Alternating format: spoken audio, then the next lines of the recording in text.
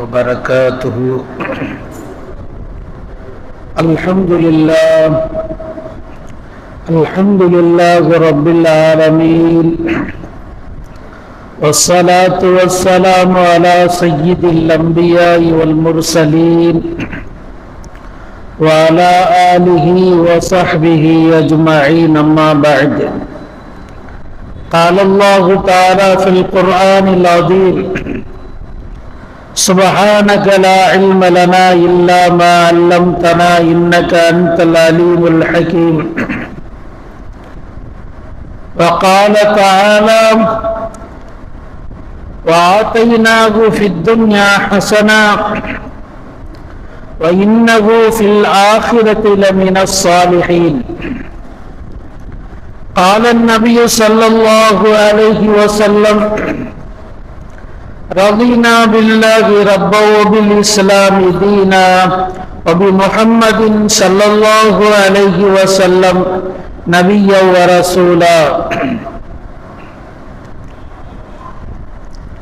புகழ் அனைத்தும் அல்லாஹு ஜல்ல ஜலாலுஹு அவன் ஒருவனுக்கு மட்டும் உண்டாகட்டும். ஸலவாத்தும் ஸலாமும் நபிகள் நாயகம் ரசூலுல்லாஹி ஸல்லல்லாஹு அலைஹி வஸல்லம் அவர்கள் மீதும், பரிசுத்தமான அவர்கள் குடும்பத்தார்கள் மீதும், அவர்களின் சத்திய வழியை பின்பற்றி நடந்த அருமை சஹாபா பெருமக்கள், தாபிஈன்கள், தபஅ தாபிஈன்கள், இமாம்கள், அவுலியாக்கள், ஷஹதாக்கள், சாலிஹீன்கள், நல்லடியார்கள் நம் அனைவர்கள் மீதும், குறிப்பாக நமக்கு பின்னால் தோன்றி நமக்காக ஒவ்வொரு நாளும் பிரார்த்திக்கக்கூடிய அந்த நன்மக்கள் மீதும் அல்லாஹ்வின் அருளும் கருணையும் என்றென்றும் நிறைவாக உண்டாகட்டுமாக. ஆமீன். கண்ணியம் நிறைந்த பெருமக்களே, அல்லாஹு ஜல்ல ஜலாலுஹு நபிகள் நாயகம் ரசூலுல்லாஹி ஸல்லல்லாஹு அலைஹி வஸல்லம் அவர்களுக்கு முதலாக 5 ஆயத்துக்கள் இறங்கியது. இக்ரா பிஸ்மி ரப்பிக்கல் லதீ ஹலக் என்று தொடங்கக்கூடிய ஆயத்து இறங்கியது. இந்த ஆயத்தின் வழியாக நாம் என்ன புரிகிறோம் என்றால், இக்ரா பிஸ்மி, அல்லாஹ்வின் பெயரை கொண்டு குர்ஆனை நீங்கள் ஓதுங்கள். ஓதக்கூடிய பணியைத்தான் நபிகள் நாயகம் ஸல்லல்லாஹு அலைஹி வஸல்லம் அவர்கள் இந்த சமூகத்திலே அதிகமாக செய்தார்கள் என்பதை நாம் பார்க்கிறோம். ஆனால் அன்றைய காலத்திலே அரபு மக்கள், அரபி பேசக்கூடியவர்கள், குர்ஆன் அரபியில் இருக்கிறது. இருந்த போதிலும் குர்ஆன் ஷரீஃபை நபிகள் நாயகம் ஸல்லல்லாஹு அலைஹி வஸல்லம் அவர்களுக்கு இறங்கியவுடன் தன்னுடைய தோழர்களுக்கு நீங்களே படியுங்கள், நீங்களே ஓதுங்கள் என்று சொல்லவில்லை. ஏனென்று சொன்னால், இப்பொழுது நாம் தமிழ் படிக்கிறோம், எழுதுகிறோம். ஒரு புத்தகத்தை கொடுத்தால் அது நமக்கு படிக்க தெரியும். இதே போன்று குர்ஆன் ஷரீஃபை அரபி மொழியில் இருப்பதால் அரபி பேசவும் எழுதவும் தெரிந்திருந்த அந்த மக்களிடத்திலே நீங்களே இதை ஓதுங்கள் என்று சொல்லவில்லை. அல்லாஹு ஜல்ல ஜலாலுஹு என்ன சொல்கிறான்? யத்லு அலைஹிம் ஆயாத்திஹி.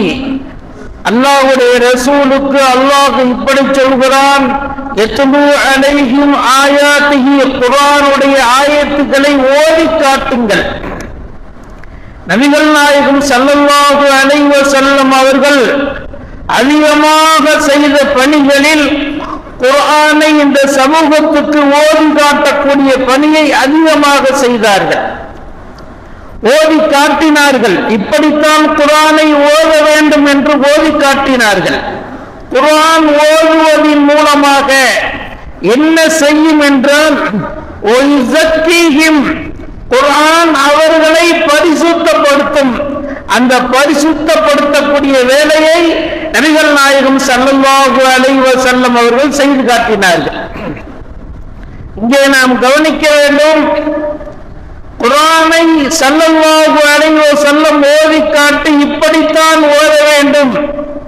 அரபி மொழி தெரிந்தவரிடத்திலே, அரபி மொழி எழுத படிக்க தெரிந்தவரிடத்திலே, அரபி மொழி பேசக்கூடிய மக்களிடம் நபிகள் நாயகம் ஸல்லல்லாஹு அலைஹி வஸல்லம் அவர்கள் குர்ஆன் ஷரீஃபை தஜ்வீதுடன் நிறுத்தி எழுத்துக்கள் தெளிவாகவும் அழகாகவும் இப்படித்தான் ஓத வேண்டும் என்பதை ஓதி காட்டும் பணியை 40 வயது முதல் 63 வயது வரை அயராது பாடுபட்டார்கள். இந்த குர்ஆன் ஷரீஃபை முழுமையாக ஓத வேண்டும், தெளிவாக ஓத வேண்டும் என்பதற்காக.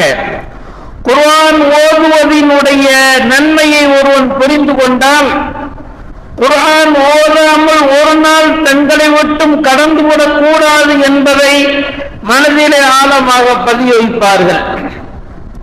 என்னுடைய ஆசிரியர் பெருமக்கள் சொல்வார்கள், நாங்கள் சிறுபிள்ளையாக இருக்கும் பொழுது தெருக்களில் சுபுகு தொழுது விட்டு நடந்து செல்லும் பொழுது தாய்மார்கள் தங்களுடைய இல்லங்களில் குர்ஆன் ஷரீஃபை ஓதுவதை நாங்கள் கேட்டிருக்கிறோம். ஒவ்வொரு வீட்டிலும் தாய்மார்கள் சகோதரிகள் குர்ஆன் ஷரீஃபை ஒவ்வொரு நாளும் சுபுவுக்கு பின்னால் மக்ரிபுக்கு பின்னால் குர்ஆன் ஷரீஃபை ஓதுவார்கள் என்று என்னுடைய ஆசிரியர் பெருமக்கள் சொல்வார்கள். அப்படியானால் குர்ஆன் என்பது யாராவது இறந்து போனால் ஓதக்கூடியதற்காக அருளப்படவில்லை. ஆனால் ஓதினால் நன்மை, ஒவ்வொரு நாளும் ஓத வேண்டும். ஓதும் பணியை இந்த சமுதாயம் செய்ய வேண்டும் என்பதை நபிகள் நாயகம் ஸல்லல்லாஹு அலைஹி வஸல்லம் அவர்கள் அழுத்தமாக பதிவு செய்தார்கள். அல்லாஹு ஜல்ல ஜலாலுஹு குர்ஆன் ஷரீஃபை ஓதுவதின் மூலமாக அவர்கள் உள்ளத்திலே வெளிச்சம் கிடைக்கிறது, உள்ளத்திலே இருக்கக்கூடிய அழுக்குகளை நீக்குகிறது.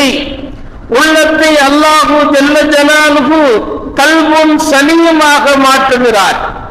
நபி இப்ராஹிம் அலைஹிஸ்ஸலாம் அவர்களின் உள்ளத்தை பற்றி அல்லாஹு ஜல்ல ஜலாலுஹு சொல்லும் பொழுது, இர்ஜா ரப்பஹு பிகல்பின் சலீம், இப்ராஹிம் அலைஹிஸ்ஸலாம் கல்பு சலாமத் பெற்றதாக, மிக தூய்மையாக அல்லாஹ்வை மட்டும் கல்பிலே வைத்து அழகு பார்த்தார்கள் என்று அல்லாஹு ஜல்ல ஜலாலுஹு இப்ராஹிம் அலைஹிஸ்ஸலாம் அவர்களை பற்றி அல்லாஹ் சொல்கிறார்.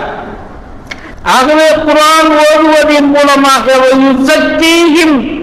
கல்வை அல்லாஹ் பரிசுத்தப்படுத்துகிறார். கல்பு சரியாக இருந்தால் நம்முடைய வாழ்க்கை சரியாக இருக்கும். சமீப காலத்தில் நாமெல்லாம் பார்க்கிறோம், மருத்துவமனையிலே சிகிச்சை பெறக்கூடிய குழந்தை இறந்து போகும் என்ற நிலையை பார்த்து தாய் தற்கொலை செய்கிறது என்பதை எல்லாம் பத்திரிகையிலே பார்க்கிறோம். ஏனென்று சொன்னால் கல்பு இருக்கிறதே அது சரியாக இல்லை. அதன் காரணமாக இது போன்ற தற்கொலை நிகழ்வுகள் எல்லாம் தற்காலத்திலே நாம் பார்த்து வருகிறோம். ஸல்லல்லாஹு அலைஹி வஸல்லம் செய்த 4 வேலைகளை அவர்கள் வாழ்க்கை முழுவதும் செய்தார்கள். குர்ஆன் ஓதி காட்டினார்கள், இதன் மூலமாக கல்பை பரிசுத்தப்படுத்தினார்கள். குர்ஆனுடைய சட்டங்களை, குர்ஆனுடைய தெளிவுகளை, குர்ஆனில் சொல்லப்பட்ட புதையல்களை, குர்ஆனில் சொல்லப்பட்ட வரலாறுகளை இந்த சமூகத்துக்கு சொல்லிக் கொடுக்கக்கூடிய பணியை செய்தார்கள். 4வது, ஒரு மனிதன் எப்படி வாழ வேண்டும் என்று நபிகள் நாயகம் ஸல்லல்லாஹு அலைஹி வஸல்லம் அவர்கள் கற்றுக் கொடுத்தார்கள். இந்த 4 பணியும் ஸல்லல்லாஹு அலைஹி வஸல்லம் அவர்கள் இருக்கும் வரை அயராது பாடுபட்டார்கள். குர்ஆனுடைய தொடர்புள்ளவர்களாக நம்முடைய வாழ்வை பின்னி பிணைந்து நம்முடைய வாழ்க்கையை ஆக்கிக் கொள்ள வேண்டும். ஏனென்று சொன்னால் குர்ஆன் உடையவர்கள் தங்கள் வாழ்க்கையை முற்றிலுமாக இந்த ஷரியத்தின் அடிப்படையிலே வாழ்வதற்கு தகுதி பெற்றவர்களாக இருக்க முடியும் என்பதை நபிகள் நாயகம் ஸல்லல்லாஹு அலைஹி வஸல்லம் அவர்கள் பல்வேறு கட்டங்களிலே அமைத்து தந்திருக்கிறார்கள். இப்ராஹிம் அலைஹிஸ்ஸலாத்து வஸ்ஸலாம் அவர்களின் வழித்தோன்றவர்களில் வந்தவர்கள் தான் நபிகள் நாயகம் ஸல்லல்லாஹு அலைஹி வஸல்லம் அவர்கள். இப்ராஹிம் அலைஹிஸ்ஸலாம் அவர்களை பற்றி நபிகள் நாயகம் ஸல்லல்லாஹு அலைஹி வஸல்லம் சொல்வார்கள், என்னுடைய தந்தை அபி இப்ராஹிம் என்று சொல்வார்கள்.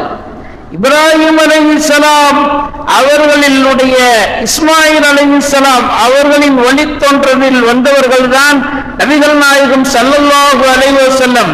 இப்ராஹிம் அலைஹிஸ்ஸலாம் துஆ செய்தார்கள், ரப்பி ஜஅல்னி முகீமஸ் ஸலாத்தி வ மின் துர்ரியத்தி, நானும் தொழ வேண்டும், என்னுடைய சந்ததிகளும் தொழ வேண்டும் என்று இப்ராஹிம் அலைஹிஸ்ஸலாம் அவர்கள் அல்லாஹ்விடத்திலே பிரார்த்தித்திருக்கிறார்கள். ஆக நபிகள் நாயகம் ஸல்லல்லாஹு அலைஹி வஸல்லம் அவர்கள், நான் உங்களுக்கு தொழுகை, இந்த தொழுகையை எப்படி தொழ வேண்டும் என்று நான் கற்றுத்தருகிறேன், அந்த அடிப்படைப்படி நீங்கள் தொழ வேண்டும்.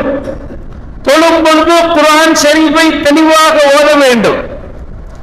ஷாஃபி மதுஹபிலே சூரத்துல் ஃபாத்திஹா, ஷாஃபி மதுஹபிலே 40 பேர்கள் இருந்தால் மட்டுமே ஜும்மா தொழுகை அங்கீகரிக்கப்படும், ஜும்மா தொழுகை ஏற்றுக்கொள்ளப்படும். அந்த 40 பேருக்கும் சூரத்துல் ஃபாத்திஹா தெரிந்திருக்க வேண்டும், மனனமாக தெரிந்திருக்க வேண்டும். இல்லை என்றால் ஷாஃபி மதுஹபில் ஜும்மா ஏற்றுக்கொள்ளப்படாது. அப்பொழுது குர்ஆன் ஷரீஃபை மிக தெளிவாக மிக அழகாக ஓத வேண்டும், தஜ்வீதுடன் ஓத வேண்டும். வரத்திரல் குர்ஆன தர்த்தீலா, தெளிவாக தஜ்வீதுடன் ஓத வேண்டும். தஜ்வீத் குர்ஆன் ஓதுவதை முழுமத்துமை பெறுவதற்கு தஜ்வீத் மிக அவசியம். ஆக தஜ்வீதோடு குர்ஆனை தெளிவாக ஓதாத 40 பேர்களில் ஒரு ஆள் இருந்தால் கூட ஜும்மா தொழுகை ஏற்றுக்கொள்ளப்படாது என்று ஷாஃபி மதுஹபிலுடைய சட்டங்கள். அப்படியானால் குர்ஆனை மிக தெளிவாக தொழுகையில் ஓத வேண்டும். உபய் இப்னு கஅப் ரலியல்லாஹு தஆலா அன்ஹு அவர்களை நபிகள் நாயகம் ஸல்லல்லாஹு அலைஹி வஸல்லம் அவர்கள் அழைத்து சொல்வார்கள், நீங்கள் குர்ஆன் ஓதுங்கள், அல்லாஹ் தஆலா உங்கள் பெயர் சொல்லி நீங்கள் ஓதுவதை கேட்க சொன்னான் என்று நபிகள் நாயகம் ஸல்லல்லாஹு அலைஹி வஸல்லம் சொன்னார்கள். கண்ணியமான பெருமக்களே, ஆக குர்ஆனுடைய தொடர்புள்ளவராக நமது வாழ்க்கையை பின்னி பிணைந்து நாம் உருவாக்க வேண்டும். ஆனால் இன்றைய காலத்திலே மக்தபு மதரசாக்கள் தேய்ந்து கொண்டிருக்கக்கூடிய நிலையை நாம் பார்க்கிறோம். ஆங்கில கல்வி கற்க வேண்டும், ஆனால் சிறிது நேரம் குர்ஆன் ஓதுவதற்காக சிறிது நேரத்தை நாம் ஒதுக்க வேண்டும். யார் குர்ஆன் ஷரீஃபை ஓதாமல் தங்களுடைய வயதை வீணாக்கி விட்டார்களோ இந்த உலகத்தில் வாழ்ந்து முழுமையான நன்மை பெறாதவர்களாக ஆகிவிட முடியும். யாக்கூப் அலைஹிஸ்ஸலாத்து வஸ்ஸலாம் அவர்கள் தங்கள் பிள்ளைகளை அழைத்து சொன்னார்கள், எனது அருமை தந்தையே, எனது அருமை பிள்ளைகளே, நான் உங்களுக்கு ஒரு வசியத்து செய்கிறேன். என்ன வசியத்? மார்க்கத்திலே பின்னி பிணைந்து தங்களுடைய வாழ்க்கையிலே அமைக்க வேண்டும். எனக்கு பின்னால் நீங்கள் எதை வணங்குவீர்கள், எப்படி வாழ்வீர்கள்? யாக்கூப் அலைஹிஸ்ஸலாம், யூசுப் அலைஹிஸ்ஸலாம் அவருடைய தந்தை யாக்கூப் அலைஹிஸ்ஸலாம் தங்கள் பிள்ளைகள் எல்லாம் ஒன்று சேர்த்து அந்திம காலத்திலே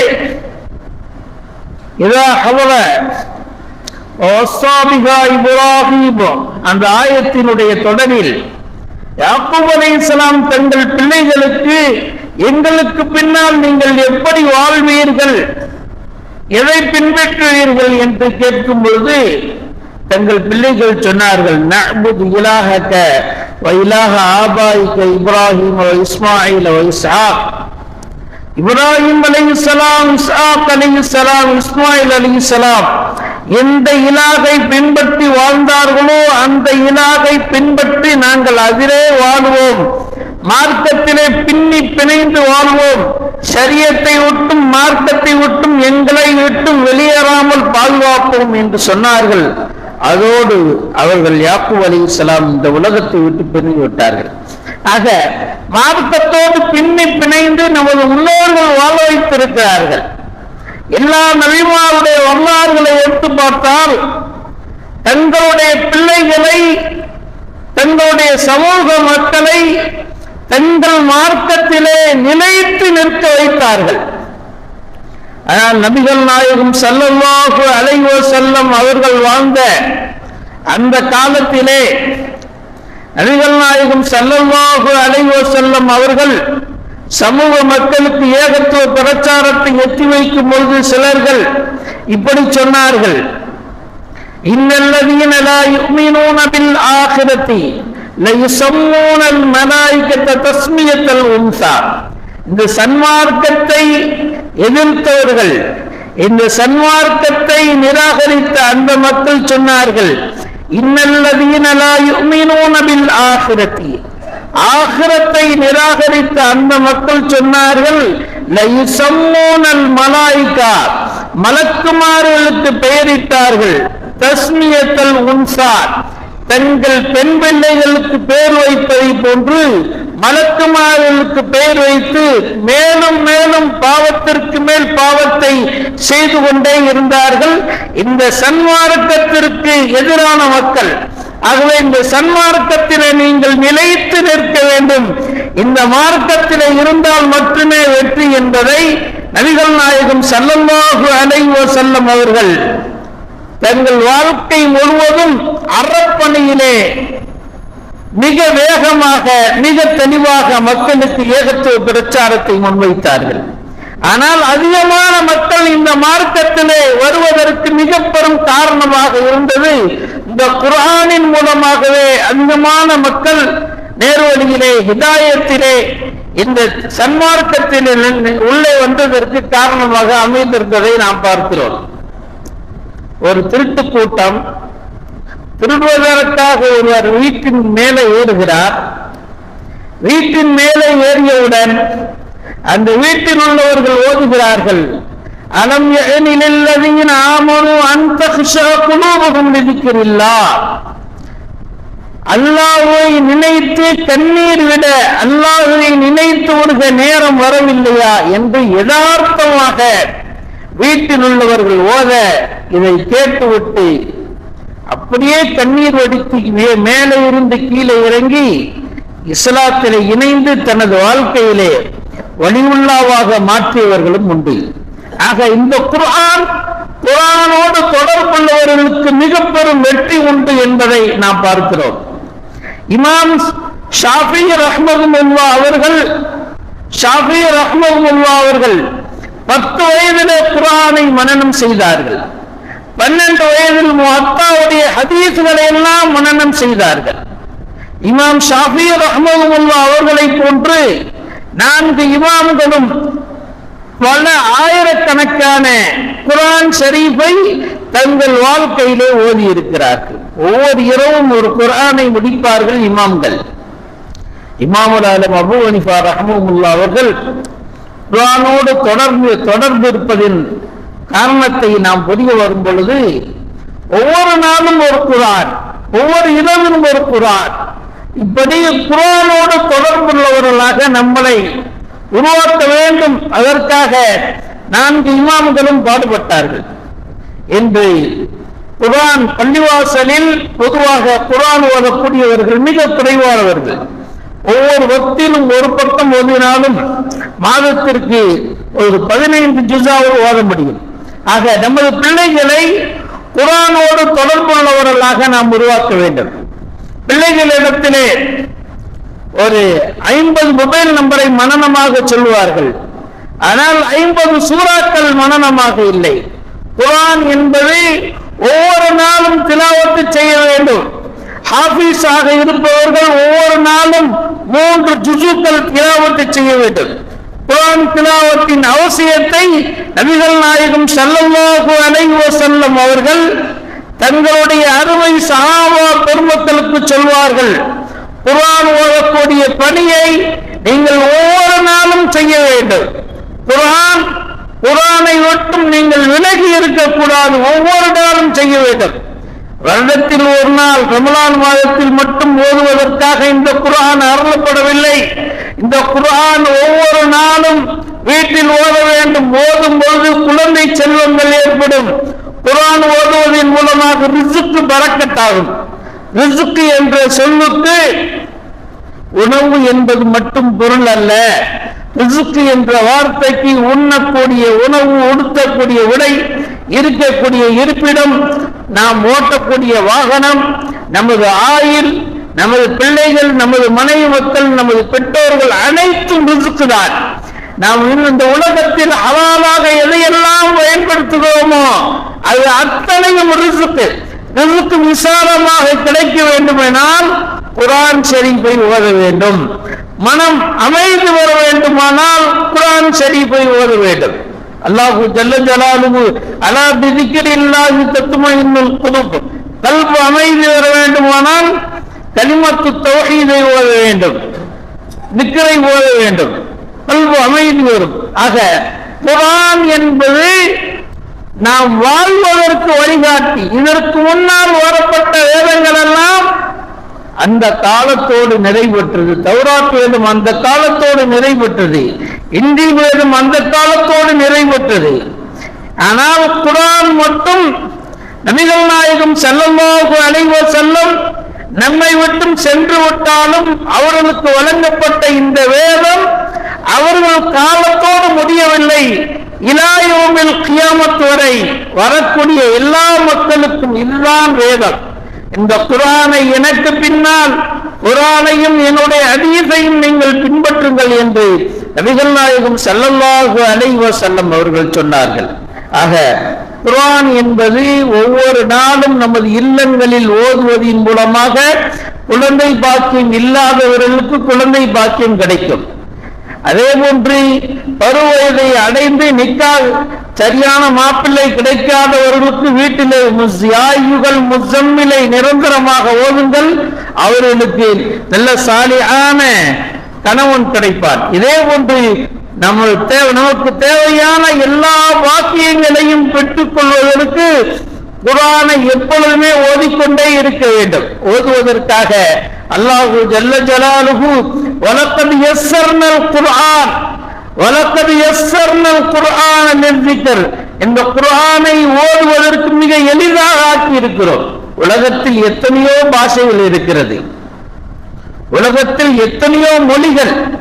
ஆனால் எல்லா மொழியை விட மிக எளிதான மொழி, எல்லா வாயிலும் நுழையக்கூடிய ஒரு மொழி அது அரபி மட்டுமே. அரபி மட்டுமே மிக எளிதான மொழி. உலக மொழிகளிலெல்லாம் மிக எளிதான மொழி அரபி மொழி. அரபி என்பது நபிகள் நாயகம் ஸல்லல்லாஹு அலைஹி வஸல்லம் அவர்களுக்கு அரபி மொழி பேசினார்கள். அரபி மொழியில் குர்ஆன் வந்தது. குர்ஆன் அல்லாஹு ஜல்ல ஜலாலுஹு தேர்ந்தெடுத்த மொழி அரபி மொழியில் குர்ஆன். ஆகவே இது ஓதுவதற்கு மிக எளிதாகும், அழகாகும். நாம் வாழ்க்கையிலே அல் சூரா ஒரு பல லட்சம் தடவை ஓதி இருப்போம். திகட்டாத கனி குர்ஆன்.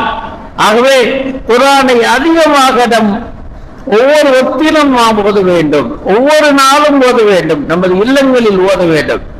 குர்ஆனிலே தொடர்புள்ளவர்களாக நம்மை ஆக்கிக் கொள்ள வேண்டும். குர்ஆனுக்கும் இந்த உம்மத்திற்கும் மிக பெரும் தொடர்பு வேண்டும். இமாம் மாலிக் ரஹ்மத்துல்லாஹி அலைஹி அவர்கள் மதீனாவிலே பெரிய முஹத்திஸ், பெரிய இமாம்.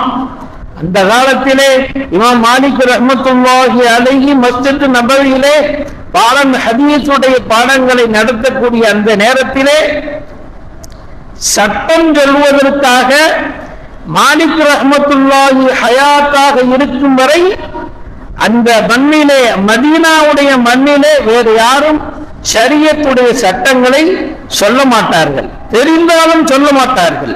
இமாம் மாலிக் ரஹ்மத்துல்லாஹி அவர்கள் மட்டுமே சொல்ல வேண்டும் என்ற நியதியை உலக மக்கள், அந்த மதீனத்து மக்கள் எல்லோரும் அறிந்திருந்தார்கள். மிக பெரும் அறிவு ஜீவி. ஆனால் ஹாரூன் ரஷீத் பாதுஷா அவர்கள் மன்னராக இருந்தார்கள். எனது வீட்டு பிள்ளைகளுக்கு குர்ஆன் ஷரீஃபை ஓத தெரியாது, நீங்கள் எனது வீட்டு பிள்ளைகளுக்கு வந்து குர்ஆனை ஓதி தர முடியுமா? இல்மை தேடி நீங்கள் தான் வர வேண்டும், நான் உங்கள் வீட்டுக்கு வர முடியாது. ஏனென்றால் நீங்கள் இங்கே வந்து ஓதுவதன் மூலமாக ஏராளமான நன்மைகளை நீங்கள் பெற்றுக்கொள்ள முடியும். ஆனால் அங்கே வந்து ஓதுவது இந்த குர்ஆனுடைய இல்மை தரம் தாழ்த்துவதாக ஆகிவிடும் என்று இமாம் மாலிக் ரஹ்மத்துல்லாஹி அலைஹி அவர்கள் சொன்னார்கள், அவர்கள் பிள்ளைகளெல்லாம் இமாம் மாலிக் ரஹ்மத்துல்லாஹி அலைஹி அவரிடத்திலே பாடம் படித்தவர்கள், ஹதீஸுடைய பாடங்கள் படித்தவர்கள், கல்வியிலே தங்கள் வாழ்க்கையை அர்ப்பணம் செய்தவர்கள். நாம் இமாம்களை நாம் பார்க்கிறோம், 4 இமாம்களும் குர்ஆனுடைய இல்முக்காக, குர்ஆனிலிருந்து சட்டங்களை எடுப்பதற்காக தங்கள் வாழ்க்கை முழுவதும் அர்ப்பணித்தார்கள். குர்ஆனிலே 6666 ஆயத்திலே 500 ஆயத்து சட்டங்கள், மட்டும் 500 ஆயத்து. எத்தனை சட்டங்கள் இருக்கின்றன? ஹஜ்ஜுடைய சட்டங்கள், தலாக்குடைய சட்டங்கள், பாகப்பிரிவினை சட்டங்கள், இப்படி எத்தனையோ சட்டங்கள். இந்த சட்டங்கள் மற்றும் 500 ஆயத்துக்கள் சட்டங்கள். இதற்கெல்லாம் இரவு முழுவதும் சட்டங்களை எழுதுவதற்காக தங்களை அர்ப்பணித்தவர்கள், குர்ஆனோடு தங்கள் வாழ்க்கையை ஒப்பிட்டவர்கள், தங்கள் வாழ்க்கையை குர்ஆனோடு பின்னி பிணைந்து வாழ்ந்ததின் காரணமாக அவர்கள் தங்களை ஒரு விதை பூமிக்கு கீழ் மறைத்துக் கொள்வதன் மூலமாக இந்த உலகத்திற்கு கனிகளையும் காய்களையும் தருவது போல் அந்த இமாம்கள் தங்கள் வாழ்க்கையை மறைத்துக் கொண்டார்கள். ஆனால் இந்த உலகம் உள்ளவரை அவர்களை இந்த உலகம் முழுவதும் உச்சரிக்கப்படுவதற்கு என்ன காரணம்? தங்களை அவர்கள் மறைத்துக் கொண்டார்கள். தங்கள் பெயரை கூட யாரிடத்திலும் சொல்ல மாட்டார்கள், பணிவோடு இருப்பார்கள். தங்களுடைய இரும்புகளை இன்று உலகம் முழுவதும் எடுத்து சொல்லக்கூடிய சட்டங்கள், உலகம் முழுவதும் ஷரியத்துடைய சட்டங்கள் என்றால் ஹனவி மதுவனுடைய சட்டங்கள், ஷாஃபி மதுவனுடைய சட்டங்கள் இன்று உலகம் முழுவதும் பின்பற்றப்படுகிறது.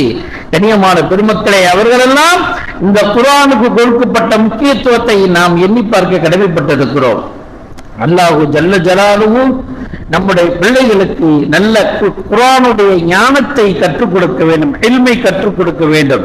லுக்மான் அலைஹிஸ்ஸலாம் அவர்களுக்கு அல்லாஹு ஜல்ல ஜலாலுஹு கனவின் மூலமாக நீங்கள் நபியாக இருக்கிறீர்களா அல்லது ஞானம் பெற்றவர்களாக இருக்கிறீர்களா என்ற கேள்விக்கு லுக்மான் அலைஹிஸ்ஸலாம் அவர்கள் சொன்னார்கள், நாம் ஞானம் கொடுக்கப்பட்ட மனிதனாக இருக்க விரும்புகிறேன். வலக்கத் ஆத்தைனா லுக்மானுல் ஹிக்மத, லுக்மானுக்கு அல்லாஹு தஆலா ஹிக்மத் என்ற ஞானத்தை அல்லாஹ் வழங்கினார். ஆக யார் குர்ஆனை ஓதுகிறார்களோ அதனுடைய இல்மு ஞானங்களை அல்லாஹு ஜல்ல ஜலாலுஹு அவன் அறியாத புறத்திலிருந்து அல்லாஹ் தருகிறார். ஆகவே இந்த சன்மார்க்கத்திலே நிலைத்து நிற்பதற்கு நாம் தொழுகையும் இதே போன்று திலாவத்துல் குர்ஆனும் நம்முடைய வாழ்க்கையிலே ஒவ்வொரு நாளும் ஓதாமல் கடந்து விடக் கூடாது.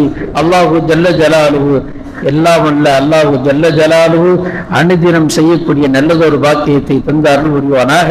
வாஹிர் தஅவாஹும் அல்ஹம்துலில்லாஹி ரப்பில் ஆலமீன். அஸ்ஸலாமு அலைக்கும் வரஹ்மத்துல்லாஹி வபரகாத்துஹு.